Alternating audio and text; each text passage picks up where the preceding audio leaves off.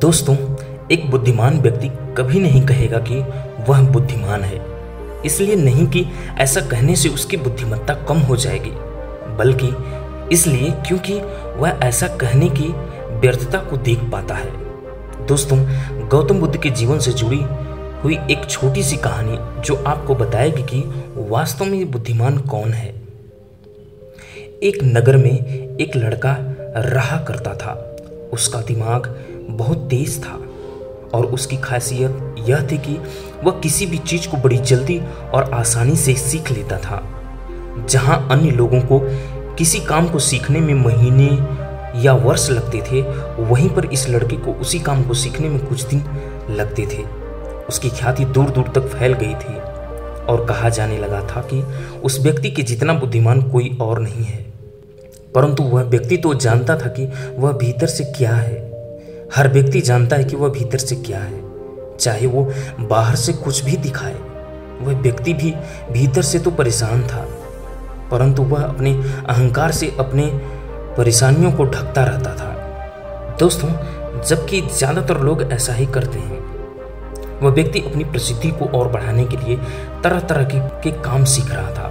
वह चित्रकारी करना जानता था, वह मूर्ति बना सकता था और वह गीत गा सकता था, और वो दुनिया जहान का हर वो काम सीख चुका था जो उसने अब तक देखे हुए थे।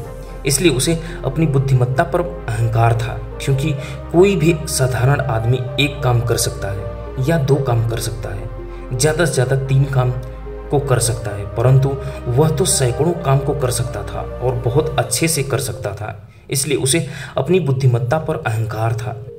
वह इस बात को अंदर ही अंदर मान चुका था कि उसके जितना बुद्धिमान इस दुनिया में और कोई नहीं है। फिर एक दिन उसका सामना गौतम बुद्ध से होता है।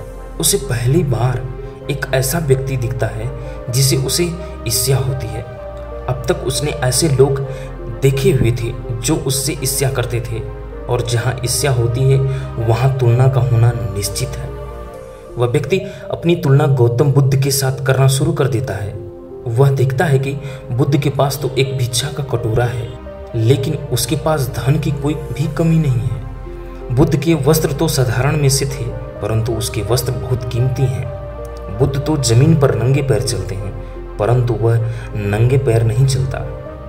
इसी तरह से वो आदमी सैकड़ों चीज़ों से अपनी तुलना गौतम बुद्ध के साथ करने लगता है, परंतु हर तुलना के बाद भी वह पाता है कि उसकी ईर्ष्या बुद्ध के प्रति 1% भी कम नहीं हुई।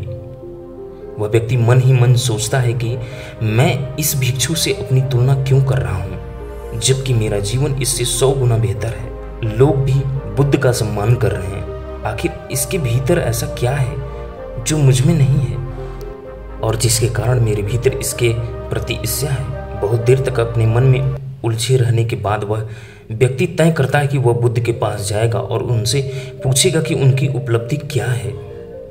वह व्यक्ति अपने सेवकों के साथ बुद्ध के पास जाता है और उनसे कहता है कि मैं इस इलाके का सबसे बुद्धिमान व्यक्ति हूँ, और आप अपने आसपास जो भी देख रहे हैं वे मैं सब करना जानता हूँ।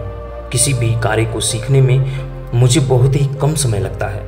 सभी लोग मेरा सम्मान करते हैं, परंतु इस सब के बाद भी मेरे भीतर आपके लिए ईर्ष्या है। मैं यह जानना चाहता हूँ कि आपकी उपलब्धि क्या है। ये सब लोग आपका आदर सम्मान क्यों कर रहे हैं। उसके बाद बुद्ध कहते हैं कि वैसे तो मेरी कोई उपलब्धि नहीं है, परंतु तुम कह सकते हो कि मेरी एक उपलब्धि है। तो फिर उसको बुद्ध कहते हैं कि मेरी एक उपलब्धि है कि मैं सभी उपलब्धियों को छोड़ चुका हूँ। वह व्यक्ति बुद्ध से पूछता है कि मतलब, मैं कुछ समझा नहीं। बुद्ध उस व्यक्ति से कहते हैं कि क्या तुम्हें प्रशंसा अच्छी लगती है।